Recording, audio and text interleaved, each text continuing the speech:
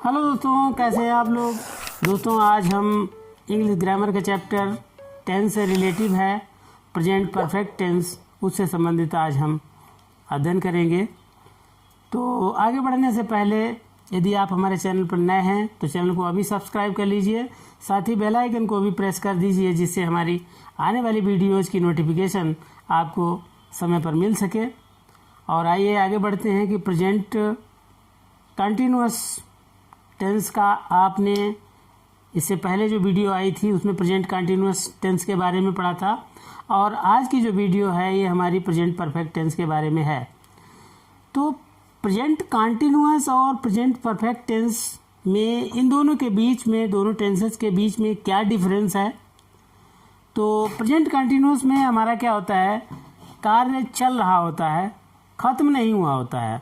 और जो present perfect tense होता है इसमें कार्य वर्तमान में ख़त्म हो चुका होता है या पूरा हो चुका है होता है। तो पूरी जो हमारा प्रेजेंट परफेक्ट टेंस का जो वीडियो है इसके बारे में पूरी जानकारी के लिए आप हमारे साथ अंत तक बने रहिए और सब्सक्राइब ज़रूर कर लीजिए। यदि आप हमारे चैनल को सब्सक्राइब करेंगे, लाइक करेंगे, कमेंट्स करेंगे तो हमारा भी उत्साह बढ़ेगा और उससे हमें और आपको बढ़िया से बढ़िया जानकारी लाने का प्रयास करेंगे ताकि आपके अच्छे से स्टडी हो सके। और इस प्रकार से अब हम आगे बढ़ते हैं कि प्रेजेंट परफेक्ट टेंस के जो वाक्य हैं उनमें क्या होता है, काम वर्तमान काल में पूरा होना पाया जाता है और वाक्यों के अंत में चुका है, चुकी है, या है, ई है, ये आदि शब्द जो है वाक्यों के अंत में आते हैं।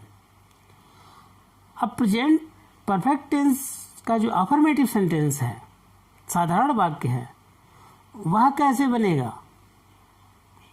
तो इसके लिए एक छोटा सा फार्मूला है कि subject plus has, have, verb की थर्ड फॉर्म प्लस ऑब्जेक्ट। तो प्रेजेंट परफेक्ट का साधारण वाक्य का अफर्मेटिव सेंटेंस का ये छोटा सा फार्मूला है। इस फार्मूले को मैथ की तरह आप कहीं भी लिख लीजिए, रट लीजिए। जो भी नियम, जो भी वाक्य बनाना है इस रूल के हिसाब से ही, ऐसे ही रूल के हिसाब से ही बनना है। अगर आपने सब्जेक्ट या वर्ब को इधर उधर कर दिया तो वो अर्थ का अनर्थ हो जाएगा। तो इसका प्रथम नियम है कि जो ही, शी, इट या कोई सिंगुलर या एक वचन करता है उसके साथ हमें हैज का प्रयोग करना है। और कोई भी प्लूरल सब्जेक्ट है और आई है, यू है, वी है, दे है, तो इन सभी के साथ में हमें क्या करना है, हैव लगाना है। और वर्ब की थर्ड फॉर्म हमें दोनों के ही साथ लगानी है, चाहे सिंगुलर सब्जेक्ट हो या प्लूरल सब्जेक्ट हो, तो दोनों के साथ हमें वर्ब की थर्ड फॉर्म यूज करनी ही करनी है। तो अब देख लीजिए कि इसका एग्जाम्पल क्या आता है कि सिंगुलर सब्जेक्ट के लिए राम स्कूल जा चुका है। तो राम हमारा जो सब्जेक्ट है ये सिंगुलर सब्जेक्ट है। जैसा कि पीछे आपको बताया है कि सिंगुलर सब्जेक्ट के साथ हमें जो हेल्पिंग वर्ब है वो हैज लगानी है। तो Ram has gone to school, verb की थर्ड फॉर्म गो की, गो वेंट गॉन, तो गो की थर्ड फॉर्म गॉन हो गई। अब प्लूरल का एग्जाम्पल देखते हैं कि मैंने उसको एक पत्र लिखा है। तो हमारा जो आई वर्ड है, वैसे तो आई लेटर है लेकिन यहाँ पर आई एक वर्ड के रूप में, मैं वर्ड के रूप में कार्य कर रहा है, सब्जेक्ट के रूप में कार्य कर रहा है। तो आई हमारा प्लूरल सब्जेक्ट है, इसके साथ हमें हैव का यूज करना है और वर्ब की थर्ड फॉर्म हमें लगानी है। तो I have written a letter to him, मैंने उसको एक पत्र लिखा है। तो I have written a letter to him. अब आता है कि निगेटिव सेंटेंस, निगेटिव मतलब नकारात्मक वाक्य, किसी चीज़ को नकार दे। तो नकारात्मक जो वाक्य होते हैं उसका भी बनाने का एक फार्मूला है कि हमें subject plus has, have plus not plus verb की थर्ड फॉर्म और फिर ऑब्जेक्ट का हमें प्रयोग करना है। तो प्रेजेंट परफेक्ट टेंस के निगेटिव सेंटेंस बनाने के लिए हमें सबसे छोटा सा एक फार्मूला याद रखना है, बाकी तो अफर्मेटिव जैसा ही है, लेकिन हमें क्या करना है, हैज हैव के बाद हमें नॉट लगा देना है। कोई विशेष बदलाव नहीं है अफर्मेटिव सेंटेंस है निगेटिव सेंटेंस में, केवल हैव और हैज के बाद हमें नॉट लगाना है। और वर्ब की थर्ड फॉर्म अफर्मेटिव में भी आती है और निगेटिव में भी आएगी। तो इसका एग्जाम्पल देख लीजिए कि उसने गाना नहीं गाया, तो उसने ही शी दोनों यूज कर सकते हैं, क्योंकि यहाँ पर जेंडर का हमें स्पष्ट रूप से नहीं पता चल पा रहा है कि जेंडर कौन है, मेल है या फीमेल है। तो हम मान लेते हैं कोई भी लगा लेते हैं, तो ही लगा लेते हैं। ही के साथ हमें हैज का यूज करना है और हैज के बाद हमें नॉट लगाना है। तो ही हैज नॉट संग ए सॉन्ग।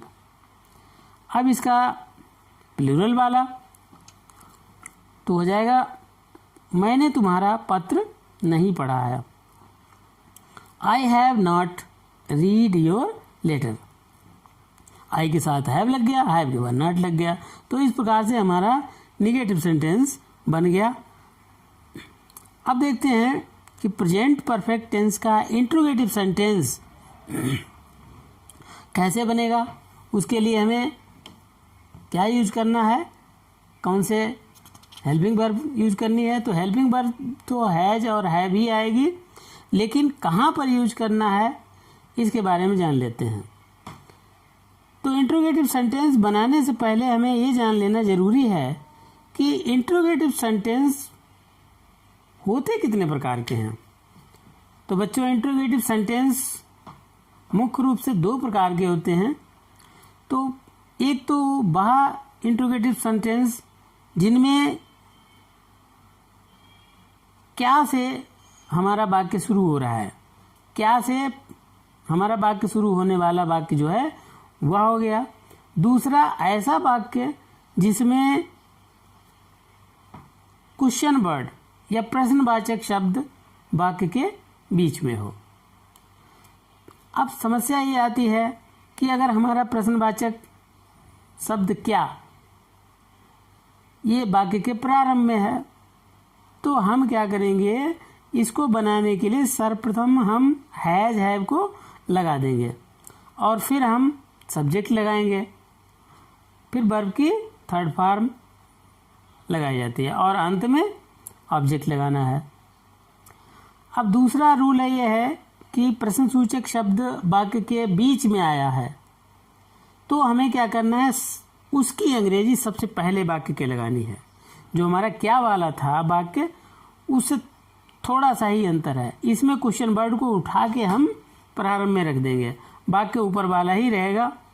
क्या से प्रारंभ होने वाला वाक्य जैसा, केवल क्वेश्चन वर्ड को हमें प्रारंभ में रख देना है।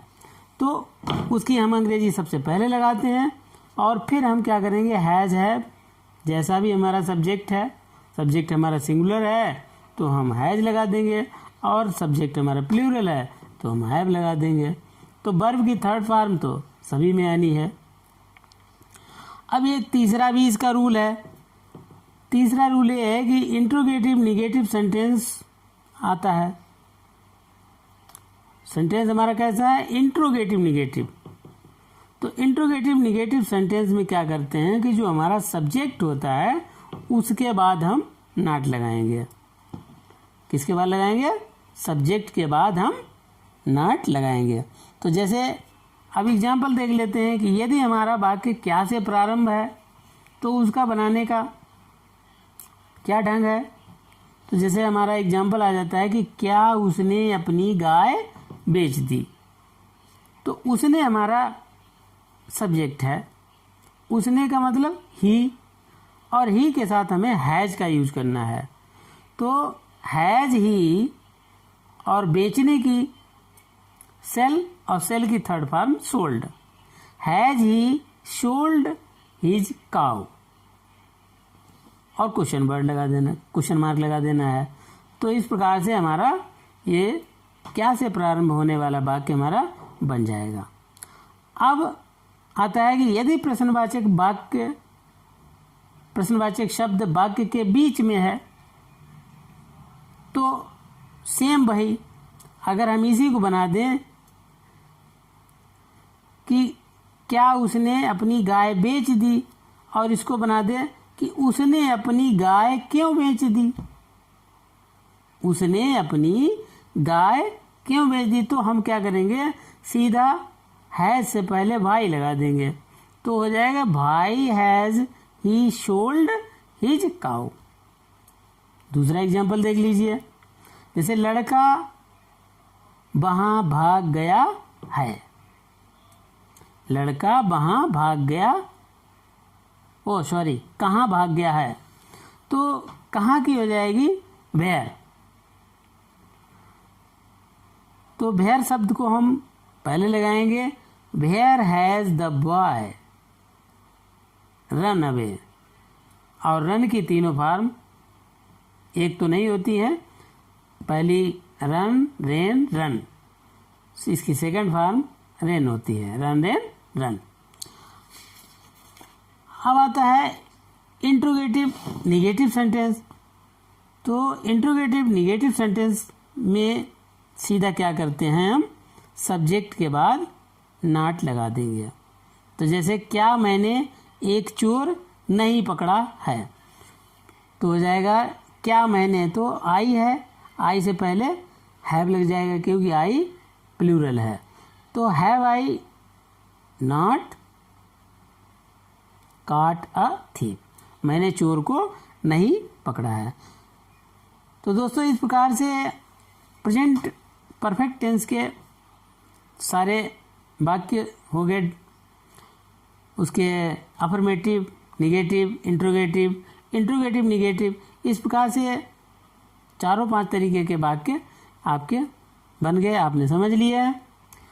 तो यदि आपने अभी तक हमारे चैनल को सब्सक्राइब नहीं किया है तो एक बार फिर आपसे आग्रह है कि चैनल को सब्सक्राइब जरूर कर लें और लाइक और शेयर भी कर दीजिए, जिससे हमारा उत्साहवर्धन होता रहे और हमें नई नई वीडियो आपको देने में हमारा उत्साह बढ़े।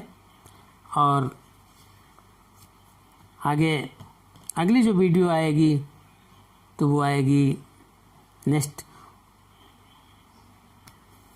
प्रेजेंट परफेक्ट कंटिन्यूअस टेंस पर वीडियो आएगी, और उसके बारे में डिटेल से आपको संपूर्ण उसकी विस्तृत जानकारी के बारे में बताया जाएगा।